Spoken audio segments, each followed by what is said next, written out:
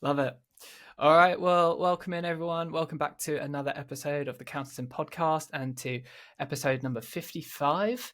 And we were just chatting before we got on air. Happy anniversary to us, as this is our Yeah. 2-year anniversary of the podcast since recording, Brilliant. which is very exciting.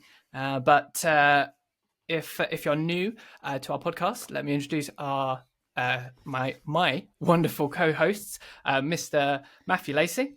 How you doing? Hi, I'm good, Jay. How are you, mate? Yeah, hi, everyone. Yep, doing well, thank you. And Mr. Harry Sermon, how are you? Hello, everyone. Yes, all good. Nice to see everyone. Hi, Harry. And hear everyone, of course.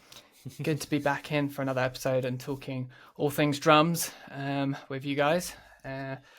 We have been sort of chatting a little bit before the show and just sort of talking about what is kind of relevant with what we've got going on at the moment, gig-wise, and what we're working on. With both, I think we're all pretty busy at the moment, especially in terms of gigs and stuff. And this is a topic which I think is kind of coming back every now and again. We thought actually it would be cool to do a little episode on this, more specifically to do with how we learn stuff, learn our set for a gig, whether that is like I don't know, a function stuff like a dep gig, like a one-off dep gig, say, or maybe an originals artist or anything like that. How we go about learning new material and how that translates from, we're offered a gig, it's a bunch of new songs, we've got to learn them, and then we're on the gig performing the songs. I think amongst the three of us, we all have rather varied approaches to this, which I think is a good thing. So it'll be really interesting to kind of dive into this and see how we all approach this, because I'm sure our listeners are in similar situations quite regularly. Matt, you were saying that you've actually got a kind of a more recent application of this going on at the moment. With a couple of gigs you got coming up. Do you want to just share a little bit about that first of all? Yeah, I've got a pretty hectic week actually. I've got 2 dep gigs this coming Friday and Saturday. So we're recording this, listeners, on Monday, and I've got gigs coming up this Friday and Saturday. Very different. One, the Friday night gig is a rock covers gig, pub rock covers gig for a mate of mine who plays a guitar. Their drummer has very sadly, he's had a bit of an accident with his arm. And they've been trying to get a gig at this pub for quite a while, and they were going to cancel, but actually, Matt, can you help us out? Because we don't want to lose this booking. And so I've jumped in with about, I think, 3-4 weeks notice I've had. So that's this coming Friday, and I'll circle back on that. Excuse me. And then Saturday, I got a call 10 days ago. So guys that I played with back in 2018, they're a 3-piece function band, but it's a rock and roll 50s set. Really slick corporate setup. Their drummer can't make this week, and also one in July. And I got a call and asked if I could do that. So that's kind of a very slick corporate, got to wear a suit kind of gig. And then I've got the rock gig on the Friday with the Foo Fighters and Elton John and Paul Weller and all that kind of playlist. Love it. All that stuff in there. So the approach for the rock gig, the guy sent me the set list. And what I tend to do, although he did this as well, actually, and sent me a link, but I'd already done it, I'll pull those songs together in order, confirm the order, and I pull them into I make my own playlist on Spotify. In Spotify, yeah. Yeah. And I know we all have maybe mixed views of Spotify in terms of its good and bad points, but I find it quite useful for this stuff. And then I basically go through the chart, and I will chart the ones, and unfortunately I know many of them already.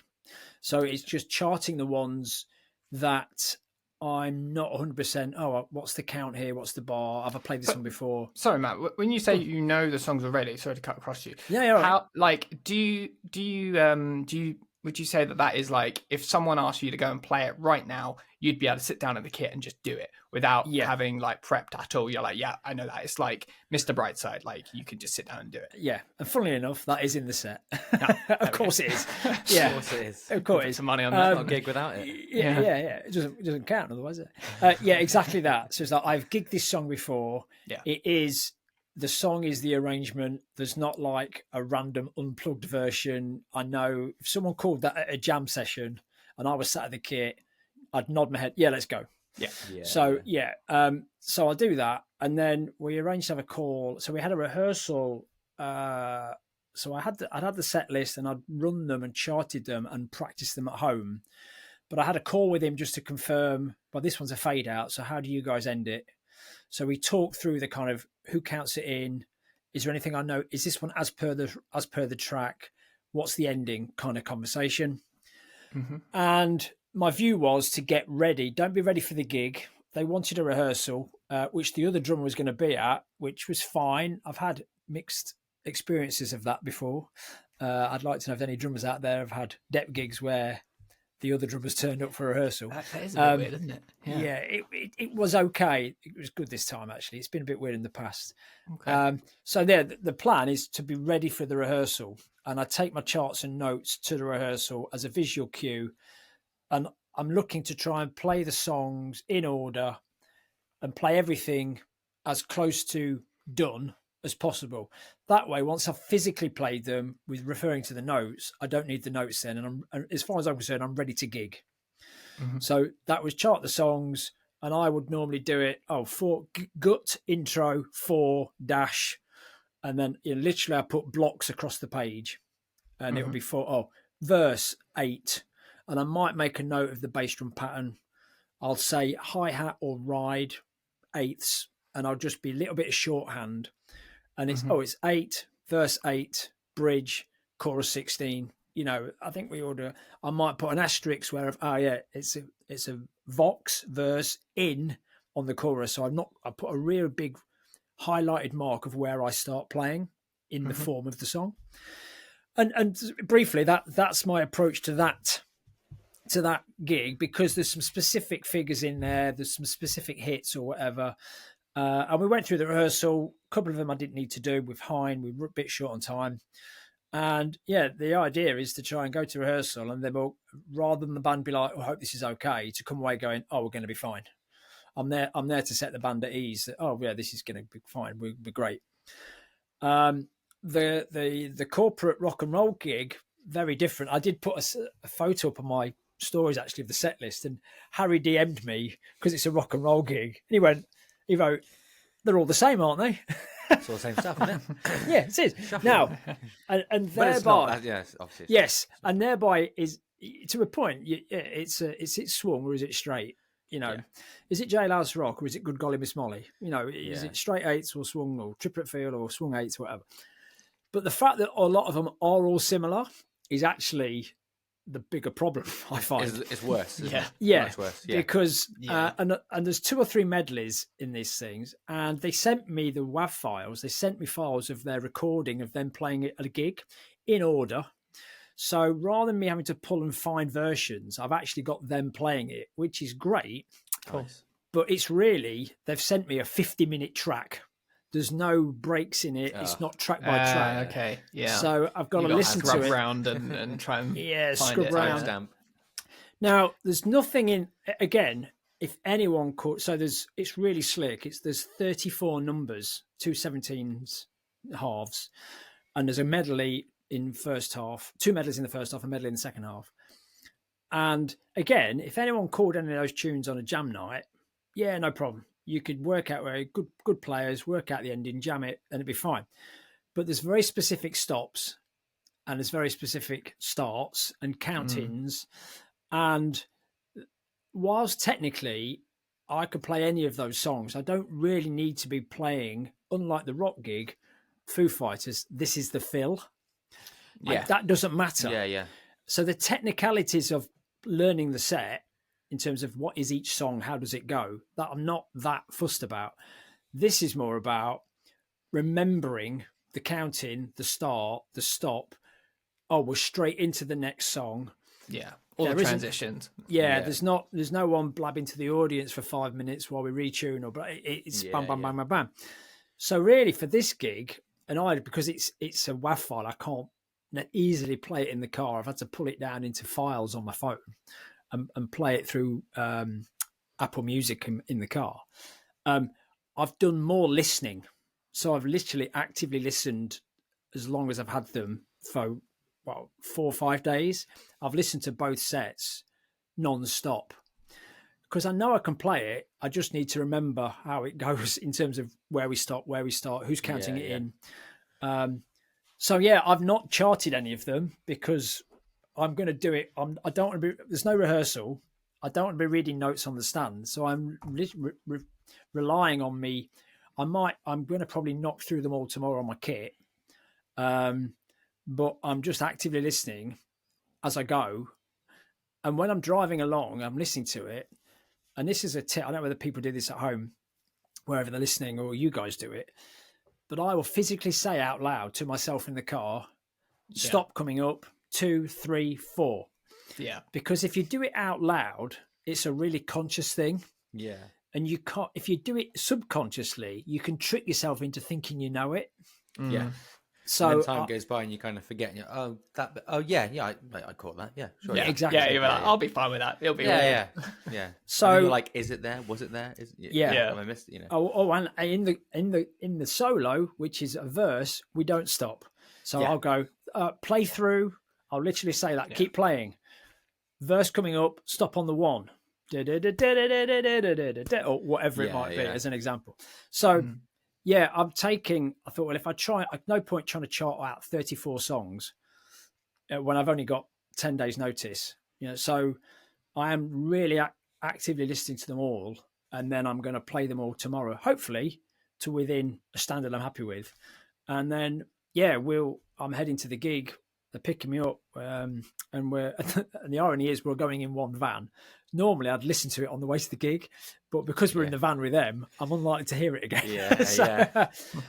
But yeah, Jay, sorry, that a bit of a ramble, but that's my 2 different approaches to these 2 gigs, because I needed to get one learnt for the rehearsal, and then I had to park that because now I need to focus on the one for the following night with no rehearsal. And that's how I've kind of approaching that. I will let you know how it went. Is that kind of like... Is that like your approach on any gig? Obviously this is for, kind of a dep, the rock and roll stuff and whatever, and it's songs that you're not as familiar with. Would you do this pretty much regardless of the gig? If there's a song you don't know or that you're less familiar with, you're like, I'm going to write the chart, I'm going to put it on in the car, I'm going to say it out loud, all of that. Is that your process, like, generally? No, if it's one of my bands, so my blues band, we tend not to rehearse. We will just call a song at a gig. So for stuff like that, I have charted in the past, and I might have a playthrough at home with the track, with the chart, but then we're never going to rehearse it. And very often I chart it as per the record, and lo and behold, when we get to the gig, they're playing it faster, or it's a different vibe, or there isn't a second guitar, or we decide to play harmonica on it. There's no Hammond solo. And I'm ready to play the ending as I've charted it and remembered it, and we don't do that ending. So I kind of listen to that, have a go. Okay, I know the rhythm. What's the tempo? What's the feel? And I've started. There's no point me getting too ingrained in that, because I know when we do it live, it will be slightly different. But I know when we count it in, I've got a tempo in mind, and I know the feel, and I know what I'm playing. So I'll do that. If it's one of the bands that I rehearse with, my original stuff, I might chart the demo just to get to first rehearsal so I can play and I know the structure of the song. Invariably, the structure changes as we rehearse it, because we might be thinking of a live version as opposed to an album version, for example. So I'll chart as I go in rehearsal if there's any changes, mainly because I'm the only person who does that in the band. So when people say, is it a verse now or a chorus? I can go, no, it's 2 choruses, then it's the bridge. You know. And my rock band, I don't chart anything. We play them in rehearsals, and it's literally all muscle memory. So a bit of everything there, really. But it's not the same all the time. If I'm working with the guys in the room, then we'll discuss it and then there'll be a small argument, and then we'll decide we're doing it how I said. to paraphrase the great Brian Clough from many years ago. That might not mean a lot to people, but yeah, there we go. That's my thing to it. Wow. Yeah, like a bit of everything then. Sometimes a chart, sometimes it's a much more brief, sometimes it's just listening, sometimes it's not at all. You're saying like you're on some gigs where they're calling the songs literally like a jam night, like, what do we feel like doing? I haven't been on a lot of those gigs where it's like every now and again I'll be on a function, I'll be like, I think we should do like this sort of a song rather than this one because of the type of crowd or something. Like occasionally something like that's thrown in, but I haven't had a lot of experience of, I have no clue what the next song is going to be. I'm just going to wait for them to tell me, and then we kind of count it off and go. I guess in that situation you got it's no point in having charts and things. It's just do you think you can remember it or not, and then you're off. Well, I think with the corporate thing, it was that corporate gig coming up. I thought, well, I could probably chart each song if I listened to it twice, but there's an hour and 10 worth of music, so if I listen to every song twice individually, I'm already at 2 hours 20. And what I would have been better to do is just listen to it all the way through, tap along, actively listen, because I think that was it's just a better use of my time than stop starting. Right, yeah. Of 3 bars, 2 bars, because whilst that might be great for me to practice at home, I'm not going to have the chart on the gig. So I'm just thinking it's better to do the listening and get the flow of the set rather than trying to learn. It's a 3 bar here, then there's a break, and then a stop. Because there's so many stops in these rock and roll songs. Sometimes it's mid-verse, sometimes it's in the chorus, sometimes it's on every 8th bar. Yeah. I'd be writing I'd just get blurred with so many notes. It wouldn't, I don't think it would have helped me. But proof of the pudding, but that's fair enough. Yeah. I know it's kind of, these 2 gigs coming up has been a very different approach, but generally that's the thing. Okay. Harry, do you, I don't know whether you do many depths as such, or what your kind of learning process is. I think you've just said before we started, someone sent you a full chart for a gig or something, but maybe that's not what you normally do. Yeah. So, when we're kind of like talking about this, and sort of, kind of talking about preparation and charting and so on, I was sort of like, I don't chart. Never have done. Don't read them. Don't write them. Like, full stop, But yeah, interestingly, so yeah, to answer your question there, I've got a gig basically over the next sort of coming weeks and months and so on, where I debt with a regular sort of function band, and they've got a few new medleys of like, I think there's like an ABBA medley, a Beyonce medley, and like a 90s sort of like dance sort of medley sort of type thing. And basically they've recorded it and have also charted it as well, because there's brass on it as well, and I think they have like a depth bassist as well sometimes and whatnot, and they have depth drummers from time to time, and they basically wrote it all out. So I'm not used to charts, let alone charts where it's not just the drums. So like I don't even know, you guys probably know, but like it's like 4 or 5 instruments, taking up one page. All got a line each. Yeah, it's like for the first 4 bars, and would you say that's it's like what I'd call notation rather than a chart? It's actually you've got the full arrangement, haven't you? Yeah, Everyone's it's all it's all notated out. It's almost like a syllabus book, I guess you could say. Right. Wow. Yeah. So, I mean, I haven't actually started looking at it yet. The first gig is this weekend. Whether or not we play them, it was basically like, if you want to learn them, we can play them. If not, it's what it is. It's not like this is in the set, we're playing it. But if I learn all of them, we'll play probably all of them if everyone else is up for it. If I learn 1 of them, 2 of them, then it's sort of basically, if you know it, cool. If not, then don't worry, sort of thing. But I'd quite like to learn it, because it'd be nice to sort of learn and, something sort of new. And they're really good with their medleys as well, and it's been arranged really nicely. So, but yeah, to be totally honest, straight up, I'm not going to read the chart, as in like read it and play along. I'll have a little sort of like skim through and so on, just to sort of curiously sort of see what the sort of part is. But for me, I've always been learned by listening. I definitely, when sort of starting like with like functions and so on, and like, you know, cover band, you could sort of say that sort of corner of playing, I would actively listen. But I used to be into like really watching a lot of performances as well, so I'd kind of learn a lot from like watching a live set of whoever and a live version of this song and blah blah blah, just to kind of get any sort of indication of like, okay, I'm not able to practice this song right now, but I can watch a video and kind of, you know, take notes and visually see what's happening. But for me, I've always been a sort of listener, and when I'm listening, I'm not only obviously listening to what the drums are doing and, you know, what the parts are and so on, but I'm also sort of like imagining what it would be like to play as I'm listening. So I'm sort of in my head sort of listening to the music, but with, you know, sort of me behind the kit and so on, and sort of playing and imagine that I'm playing that. But I think on top of knowing what you're playing, for me, it's more about knowing the song and the structure and what everyone else is doing. Because if I can sing the chorus, if I know the words to the song, I know what I need to play. And I don't even, if I'm at that point, I don't need to really think about what I'm going to play.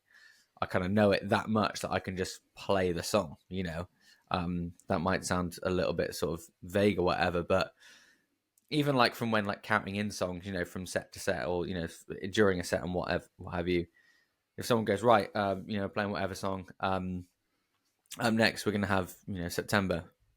If I, for whatever reason, didn't know September that much, I would just sing the chorus. You know, the Bee Gees gig that I do, for example, I know that set inside out. I've done it since 2019 on and off, but I have quite long breaks in between a lot of the Bee Gees gigs. So I always do make a habit of sort of going through it beforehand and just kind of getting in that zone, listening to the set a couple of times, you know, whilst I'm driving around and whatnot. And again, whilst after each song, some songs have segues and so on, some parts of the set and medleys and so on. But even then, whilst Ted, the singer, is chatting, I'll just sing the chorus of the next song. So then I obviously, A, know the song, but B, sort of get a tempo and sort of get a bit of a vibe, and then I'm sort of ready to go, you know.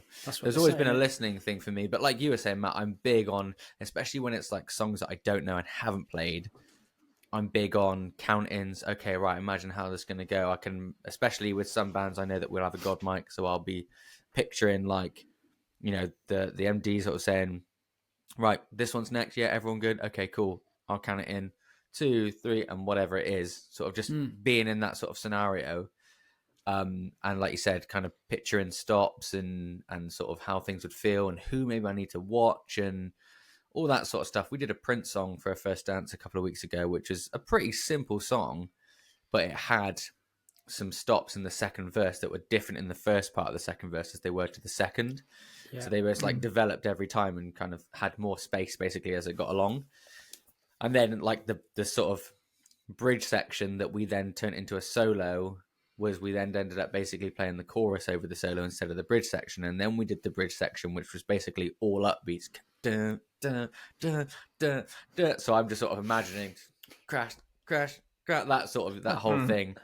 And then imagining, because at the time we hadn't discussed, you know, well, this is no rehearsal most of the time. It's just learn the song, turn up, play the song, especially in terms of like first dance and stuff. I don't know if you guys have much experience of like whatever function band you're playing with. Yeah, where it's like you learn the first dance, but you actually get to rehearse it. Most of the time, pretty much, I would say if I've done 100 first dances, 98 of them have been learned and just played for the first time during the first dance. I've probably only done 1, maybe 2 rehearsals of a first dance beforehand. Yeah, no. Which I think is pretty standard, I'd say. But like, yeah, even sort of that, I knew that we were going to have a discussion about changing the outro, changing the ending, how we're going to end. So I'm trying to imagine whilst I'm listening along and in my head playing along, okay, how could we end here? Could we follow the chorus? Could we follow another vocal? Blah, blah, blah, blah, blah.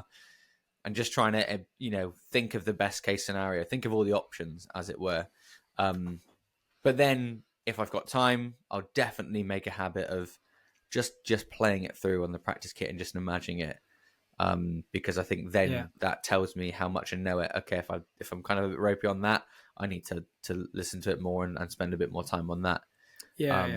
But like with work as well, I drive around a lot, so I've got a lot of time to, bang on a set list or whatever. Yeah, smash the steering wheel. But like listen to a lot of music, and I think that's kind of how over the years I've just got so like that's like my learning sort of technique and so on. But yeah, so that's kind of me really. It's kind of short and sweet and so on. But even with like some other artists and so on, like I'm playing with another artist called Ali Rice, where he's got some new songs that we're playing in the set that we're building, and they're all not real drums. They're like programmed in and all that sort of stuff. So trying to bring that to life. Some stuff I know that he'll be like, just kind of play that how you would interpret it. Or like some feels maybe he is like a drummer as well. He's got a pretty sort of good sense of maybe what a drummer should do and stuff like that. So kind of bringing that to life, but also kind of putting my taste on it and maybe developing it a little bit more than maybe how he originally intended. And all that sort of stuff. But yeah, I think it's in that scenario where it's original stuff, it's nice to think about other options. If we're in the rehearsal and we're feeling a little bit, okay, maybe I could try this, or maybe actually we might want to dial this bit back, so I'll maybe kind of adapt it and so on. But yeah, a rant over, but pretty much listening is me. That's kind of what I do, listening and just visual, just trying to imagine getting in that headspace of what it would sound like and feel like, and even down to the details of like, okay, what snare shall I use, and how am I going to tune the snare, and what cymbals will be appropriate, and so on. That's my sort of process really for learning songs. Jay, you're a bit more sort of a combination, aren't you, to some degree? Yeah, I think so. I'd say like I rely on charts quite a lot, and I've been intrigued to kind of hear your perspectives on it, and I'd be also really intrigued to hear how other like our listeners would approach this stuff, because the way that I've done it has just always been to chart stuff, and so learning things just by ear, I can't remember the last time I did that. Maybe because I don't trust myself.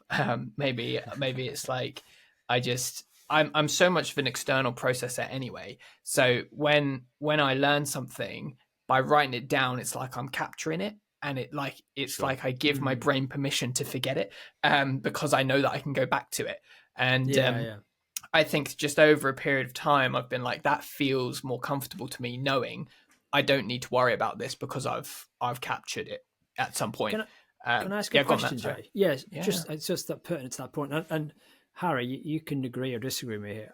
Would it be fair to say, Jay, out of the three of us, I think your reading is pretty good. You're the best, certainly better reader than me. Harry, I don't know whether I'm not a good reader in any sort of way. So my question is, no, I think. Do you think the thing about the writing down, Jay, and not doing it from memory? I guess my question is a chicken and egg thing.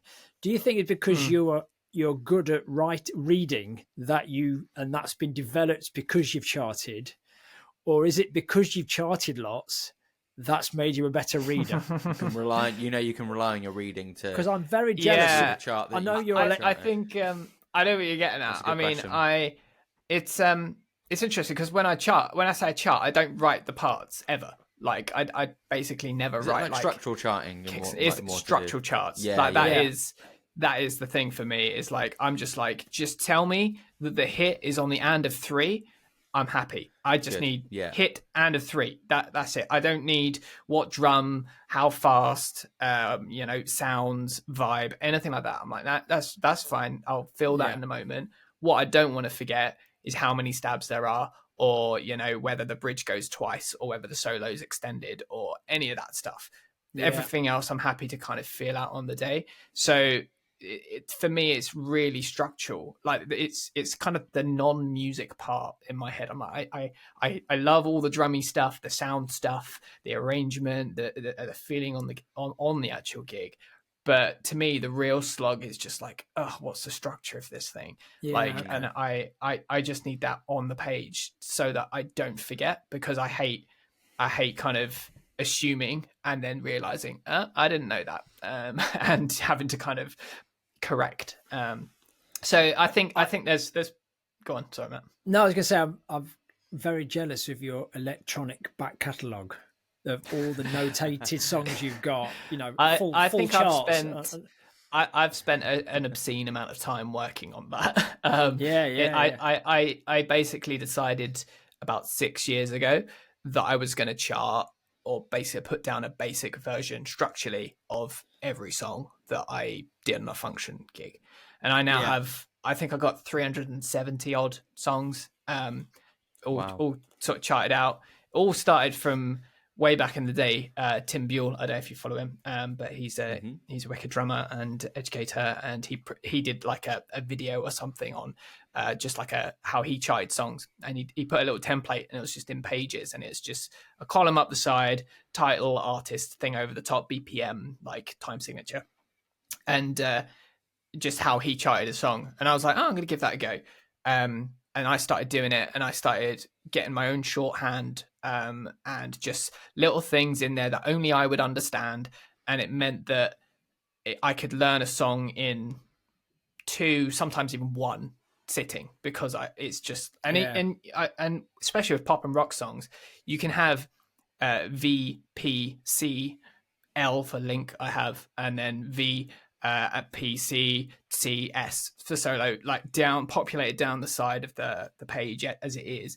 So when I get listening, it's like it's probably going to follow most of this structure anyway, and I can always just tweak it as I go along. So I've just got in the habit of literally within 5, some songs I've put on once, charted, and then just gone up on the gig and played. And sometimes I couldn't even remember what the beat was, but my chart would be like, it's this vibe, and I'll be like, oh, I get what that was, and I'll just play it. And it's almost like kind of like reading, but in a structural sense. And I'm like, I'm a bit weird in that if you gave me a reading gig, I would be like, please give it to me, because it means I have to do no prep. I can just I don't mean that to be in like an arrogant way or anything like that. But it's just like, it's there for you. You don't have to memorize. And I don't know whether I'm just bad at memorizing stuff, but it gives me peace of mind being like, well, I can just follow it and play it, you know? On that though, I guess, again, coming from my point of view of like, you know, listening and sort of playing off of like feel and sort of sound and vision and so on, I guess the answer is probably yes, but if you're following a structural chart, are you counting, and do you guys count on gigs? Because the only time I would count on a gig would be on an intro and maybe an outro and potentially some hits. But even then, if I know the hits pretty well, I'm not counting. I would say that I'm never counting on a gig ever. I'm just I'm if anything, I'm singing. Whatever it is I'm playing. 99% of the time, I would say I'm not counting. Like I said to all my students, I'm using the count to learn the phrase. Right. Once you've internalized the melody of the phrase, like say Jay, they hit on 3 or whatever it might be, I'm using the count to identify the phrase of that structure on a given bar. Right, so we're playing a push on the of 4, and then I'm flamming on 3 of the next bar, for example. So I need to count that out loud while I hear it. Oh, okay. Normally I go, it's the and of 4. Then I play it. Went, no, it's the of 4. Normally, I'm normally a 16th out for the first time through. That's our secret, though. Don't tell anyone. And then it's like, okay, it's da da da da da, blah. Right. You sing the melody then. Don't now you? I've sung the melody using the count as a grid. Well, that's exactly the situation with that Prince song. It's for anyone that knows Prince that well, it's Most Beautiful Girl in the World. So like the intro is the da da da da da da, but then on the ending it was like we'll end on the da da da, and like I think the bassist was like, oh, the for whatever it is, and we were like, yeah, I guess we were like, we just kept singing the melody, but like when you were just saying that, then I was just like, oh, 1 and 4. I was like, oh yeah, that's how I'd count it. But to me, it was wow. Like, see, for me, it's a combination of both. Like I'll hear the melody, but as I'm playing it, I'll be like, oh, that's 1 and 2 and 3 and 4 and I will. It's almost like I can visualize how it would look on like a piece of paper as I play it, and it's how I learn the stabs or the hits or whatever when charting it out. I'll be like, oh yeah, it's the and, it's the E and whatever. But then once it's there, even if I just write and one, two Yeah. E, four and, like I can then just absolutely forget about it, and then on the gig be like, Yeah, and yeah. just sort of play whatever it's there. Yeah, yeah. And it means that I haven't had to put, maybe it's an efficiency thing as well. I'm a bit like, why spend hours learning this one song for Yeah. this one dep, this one gig, and if I'm going to do it again, I'll just read my chart again and Yeah. learn it then, or I don't know. Yeah, But yeah. I guess it's I could, like, thinking about it retroactively, I could then go and do that, if that makes sense. I've learned the song, I know the song, so now I could probably write it out rhythmically and, you know, so Yeah, on. yeah. But Of course. I know it now, so it's like, cool. Next sort Yeah. of thing. When you did the Macy gig, Jay, did you do a lot of charting in that way structurally, or was it like a combination of parts? Both. Yeah, that kind of one depending actually. on the song. Yeah, that one. What you were saying earlier, I absolutely love the gig and the tunes, but it being pop music, a lot of it is quite similar or Yeah, similar in terms of like tempos and sometimes structure and stuff like that. So some of the songs, not melodically but structurally, would almost blur into one. Sure. So I needed the charts for a lot of it, because like structurally, Yeah. because like drum part wise for a pop gig, especially if you're sticking to what's on the record, it's probably not going to be all that crazy. You know, Yeah, kind of a yeah. 4 to the floor beat, or you know, something like that, very sort of 2-beat fills, or just some flams and whatever, nothing too crazy. And in fact, you going to the ride is probably like a bit out there, Yeah, you know, yeah, kind yeah. of in comparison to like what's on the original. I But find those pop gigs though, there are a lot of similarity. Again, a bit like the rock and roll stuff, ironically, because they're miles Formulaic. apart.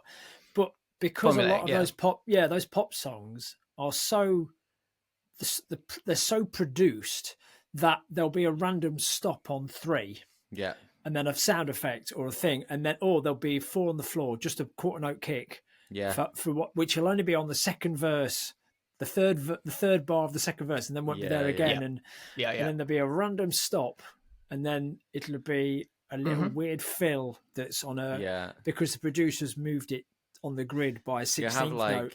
verse, chorus, double chorus, end for like 3 songs in a row, and then it'd be like chorus, verse, chorus. Yeah. But you don't play on that chorus. Bridge. You don't play on the third chorus. Yeah, exactly. Yeah. But, you know, but It's just that I had a student at the weekend, and I can't remember what song we were doing. Oh, it's Lust for Life, I think. And he'd had a look at the chart or found something online, and we were trying it out. Because then what I did, just to show him what it was like, I put it up on GrooveScribe. I said, well, there you go. great website. Yeah, and it's because it's written in eighths, but unless you change the swing, the amount, it doesn't sound right because it's really straight. So my question was to you guys in terms of when you're picturing something that's a shuffle, at what point, and this is a bigger question, at what point, because I tend to think of those in triplet rather than a swung eighth. Right. Because a swung eighth, if you're written it as straight and you put slightly swung or swung, that amount of swings open to interpretation. Whereas one I think of it as let like 2, with let 3, the let mod, 4. the mod, what's it called? Like the metric symbol or whatever you want to call it. That's like quaver equals you know, triplet. Like two quavers equals two quavers equals a triplet. dotted with a rested triplet in the middle. Like a crotchet and an eighth note kind of with the triplet sign over it. Like that in my head is how I view swung eighths. Yeah, and it's like written in eighths but played as swung. Unless it's a triplet, then it's all 3 of the notes. That's how it appears in my head. Because that's how they chart in a couple of the rock school. That's how they represent that. And I'm like, wait, it should just be written as triplets. Hard to teach. It's very difficult to teach that. Because people play it straight. And well, actually, it sounds like this. And I'm like, but how do I know? Well, you've got to look at that thing at the top. But in my head, I'm always in triplet mode. Yeah. You know? I've not had that not from just not reading a chart of like if a song was swung, had that sort of like slight Yeah. swing feel to it, whatever. I would just play it, I think, as close to how that feels and sounds to me. I'm teaching recently, I'd say probably just before Christmas, whatever. Everybody Wants to Rule the World came on our teaching list. So I started teaching that. Obviously, the straightest version of Everybody Wants to Rule the World you can imagine. But funnily enough, though, like from a drum point of view, yes, the straightest version. But I have been trying to, because quite a lot of kids know it. I think it was in Despicable Me or something like that last year. So it's become quite popular. Right. Oh, I see. But a lot of them, and I would say sort of year 4 and above, sort of key stage 2, can do the da da. They can put that. That's Right. What is it? C. We play it. So D, C. We play it. So they can put that C on the push. Right. And I kind of explained that to them a little bit as well. Sort of in between the 2 beats and whatnot. It doesn't sound great when you sort of do D, C, so on. Yeah. But I had a year 6 band that, exactly. It's just like, like I had a brass band doing it. Yeah, exactly. Yeah, I got a year 6 band doing it, and the drummer was just like, "I want to learn it like as is," and I was like, Don't we sure. all? So I was like, okay, right. Yeah. I'll try. I was like, right. The rest of them have got the push, so I was like, okay, right. What we'll do is we'll just try and play some triplets. Bearing in mind, she's sort of just gotten used to 8th notes. So I was like, right, we'll do some hand-to-hand triplets. And again, that was like, it was kind of happening, but to put like, I was like, this is gonna be a long ride. So I kind of gave up on that pretty quickly. But funnily enough, in one of Ali's songs, that beat, there's a beat where it's like, there's a beat like that. And in rehearsal on Sunday, he was like, "Oh, for the second half of the verse, could you drop into like the Tears for Fears sort of?" Yeah. And I was like, "Yeah, sure, I know how to play that. That's fine. Yeah, like no worries." And then basically we ended up really messing the rhythm up massively. So the bass is going da da da da da da da da da da da da da, Right. and then the guitars are sort of going and sort of bouncing off each other. And yeah, sort of switching between hand to hand. Really, really threw me. Can play them both perfectly separately, but going between the two of them, I was like, man, this is tough stuff. I always think about that as as practice for me. If I'm playing hand-to-hand triplets, but then just take away the left hand. So you play the one. Well, it's basically let, 8th notes, trip, accented 8th 3, notes. let, trip. So Yeah. you just play the right hand. But what you do this in Montgomery Slacks, where we have a breakdown section where we go from straight and there's a guitar riff and we go to shuffle, and I play the quarter note triplet, so the 1 trip, let, 2 trip, let, 3 trip, let, 4. It's much quicker tempo. Accented obviously. on the bells. A bit like that. I can't remember who did it, but the Black Velvet, where it just plays. Yes. That exactly that. And then the Hammond players like, and everyone said, yeah, just play the offbeat with Matt. And I'm like, hang on. Yeah, it's not the offbeat. Because we're in triplets. But it's an interesting thing. One of them every so many. Yeah. Yeah. But I've seen James Wallum, who's the drummer with Tears for Fears. Play that. Oh, I'm just going to have to. How does he play it? Well, he plays. I think when I've seen him do it, he plays the quarter note triplet, but he doesn't start on the 1. He starts on the trip. So then he plays the trip. Yeah. So because it's a layered production thing. Yeah, anyway, because it was a Lindrum Lindrum, I think, on the original. Yeah. But you can hear it's like with like a yes, exactly. So you can play it hand to hand. That's kind of. I just play it accented, almost like accented 8th. If you're playing hand-to-hand triplets, you're on the backbeat, the snare with your left hand, yeah? Right, left, right, left, right, left, right, left, right, left, right, left. Yeah, but start with the left. Start with the left. You play it with, you start with your left. Well, if you want to play it that way, keep it simple. Yeah. Man. Start with your left hand. Yeah. So when I was doing it, I go kind of out like wide with the right hand. I would rather. Yeah. It makes sense, but playing a bass drum with my left hand, big risk of flamming. So I'm just like, no, I'm playing it with my right and coming across with my left. Well, the left hand's way easier. Go out with the right, way easier. Yeah, but to be fair, that's why I'm sure it would feel better in your hands. But but to be fair, I would play, or just put another snare on the left. Oh yeah, But, yeah. But I tend to play the quarter note version anyway. But oh what? but- to get but that makes those fills that makes those a little bit interesting. Yeah. I'm just being told Yeah. by one of the cats that I need to let him out of the room, so I'm going to put myself on yeah. mute for 1 minute. Yeah. Goodbye, cat. Yeah, that's funny. Yeah, That's I'd say that's a like funny actually thing. just on the thing of playing in that sort of shuffly triplet feel. I think that it's probably one of those that has taken me a lot of playing it at gigs to really get to settle. Especially gotta like spend time. you kind of maybe even if you can get a groove down or something, playing some fills within that. Oh, huge. That isn't just like Yeah. kind of. I remember the first time I played what's the Shania Twain one? Feel like a Man, woman. I feel like a woman. I was playing the Can't shuffle play in that that. with shuffle. And I was loving it, and then I was just getting to the fills, and just like whenever you're playing shuffles, and then you end up on the wrong hand somehow, crash as with the you're left. playing fills, and or if you want to start it on the like that in straight terms is a left, but in triplet terms is a right. Yeah. So if you started on the upbeat with a left and you're doing straight triplets all the way through, you're going to end up on your right hand at a left hand crash and all this sort of stuff. And it just took me like months of gigging like that song and other songs like it to actually like think about it and be like, oh, okay, if I'm going to do that, I need to start on that hand. Or okay, what I do now is I realize halfway through the fill that I've started on the wrong hand, put in a little diddle somewhere, Yeah. or end it Go on a over the bass bar drum line. so that you've got a bit of space to come out on your right. But That's why it's I taken teach. me so long that triplet vibe, especially with fills, to kind of get it flowing in the same way. That's the exact reason that paradiddles were invented. Yeah. So you can play right on a floor tom, and then you can hit the left hand crash with the left hand, and then back to the high. Yeah. A number of times I've finished fills with a double right because I need to be over there, wherever I need to be. Do you find that like in that sort of like because I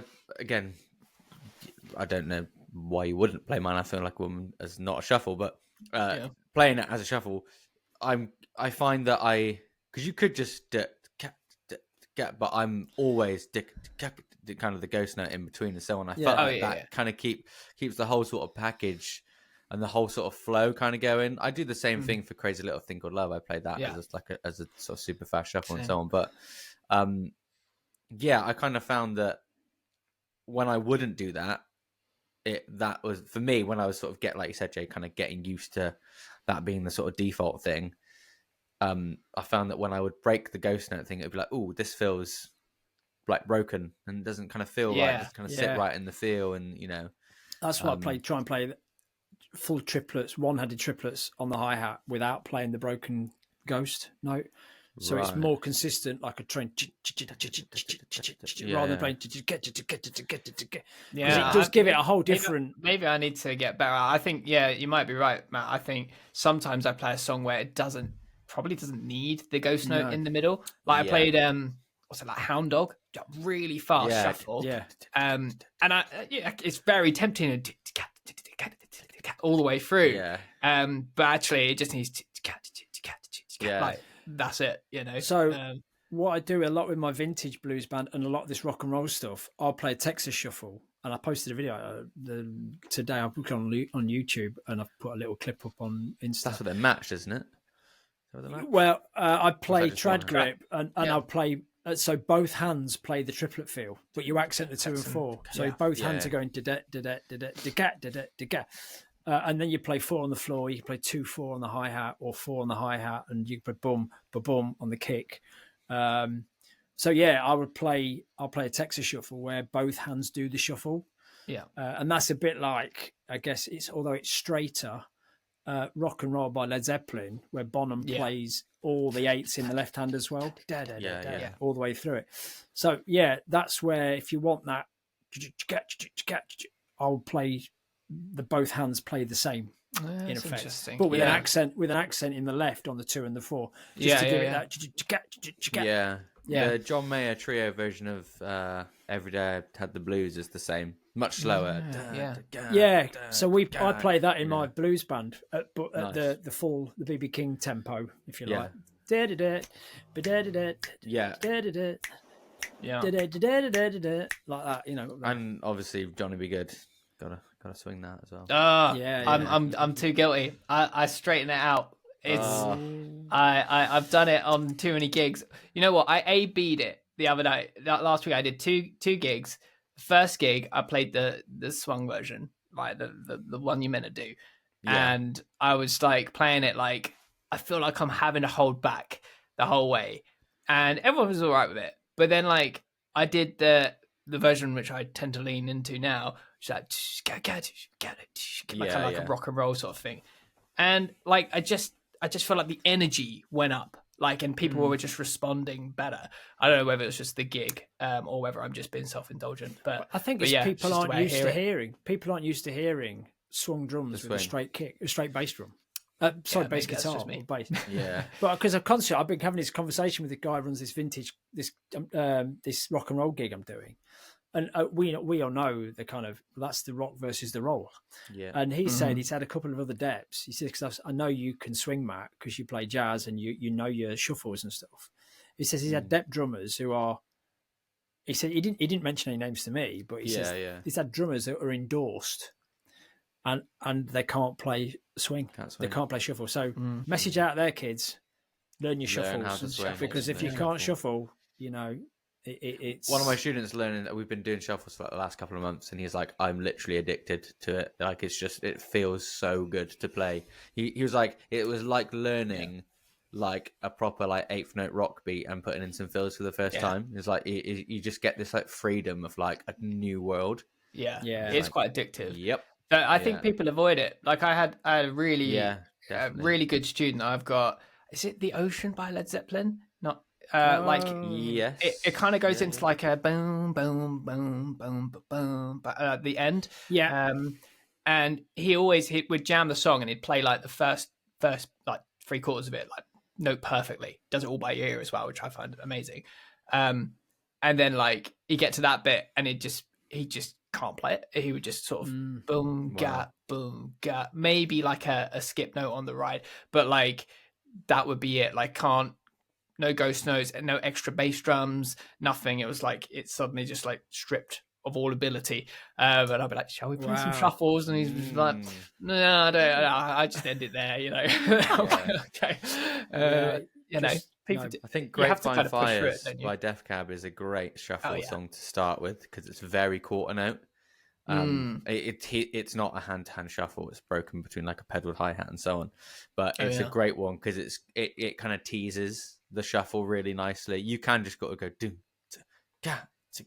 you know. But I would recommend that as a shuffle start if you're not. But on the point about we should probably wrap up and kind of you know anyway. But on the point about the Johnny Be Good thing though, Jay, try eighth notes in the right hand and but the swing in the right hand. Try and do that next time. That's like my go-to of. Well, so jazz. So the right hand's doing the So jazz ride. Jazz ride, but eighth notes in the left. Yeah. Okay. And the whole way. So swung right hand, straight left hand. Yeah. Okay. 4 on the floor on the kick. 2 and 4 on the left. Yeah. Foot. All right. I'll give it a go. All I'll say is the first time I like heard that song play live was an insane function band at a festival, and they did like they did straight verses and swung choruses, which I thought was kind of cool. And they kind of, it was almost like they decided in the moment that they were going to do it as well, which it was even nice. They kind of just were like, oh yeah, this is cool. And then they all like jumped on it and then it just became a thing. And I was like, okay, I like the sound of both. And I'm going to just mess around with it and see what happens. So I might try something like that as well. But yeah, I'll give it a go. But I do have like a little bit of a default. Yeah, I definitely do a big, like, if there's big energy with whoever I'm playing, I definitely do like a sort of big open hi-hats, all the notes on the kick. Yeah. It's so much energy. Like even even like kind of like John Bonham for like two Yes. hands together. Do you get it? Do you get it? Do you Yeah, get it? for Like sure. I'm doing that like straight in some of the verses and stuff, and I just feel like it fits. But I don't know. You can swing that a bit though. You can. Yeah. But it's just kind of know. turning into a shuffle. And is Yes. Johnny Be Good a shuffle, or is it ding ding ding? Is it a jazz? I don't know. It's like a jazz rock beat. I don't know what you'd call it. Well, Listeners, you tell us yeah. what you play, Yeah, Johnny. let Be us Good, know. because Play. this is Yeah. a So bit it's of a nice sort thing of to confusing play one. as a nice counterpoint. Play the straight fills, but in a swung beat. Yeah, it's kind So of like just if you say like it's like, oh yeah, I could play jazz, ding gat ding Ding, gat gat, ding ding. gat ding, and I'm like, oh, no. But then Yeah. technically, like this is kind of what's going on in Johnny Be Good, and I'm like, Yeah. And how would you learn it? How would you learn that if you had the chance? How people Yeah. out there, let us know how you learn stuff. What's your So, sort of process? I think we did 30 minutes on how we learn songs, and then 20 minutes on individual songs and what the difference is between song and shuffle. But Shuffles. we could probably Maybe do went down a a- whole episode, just bit of on rabbit hole. How do you learn this one? Or how do you play this one? Yeah. We should do. We should like film ourselves playing a song and see how should, different. yeah. I think that would be really cool.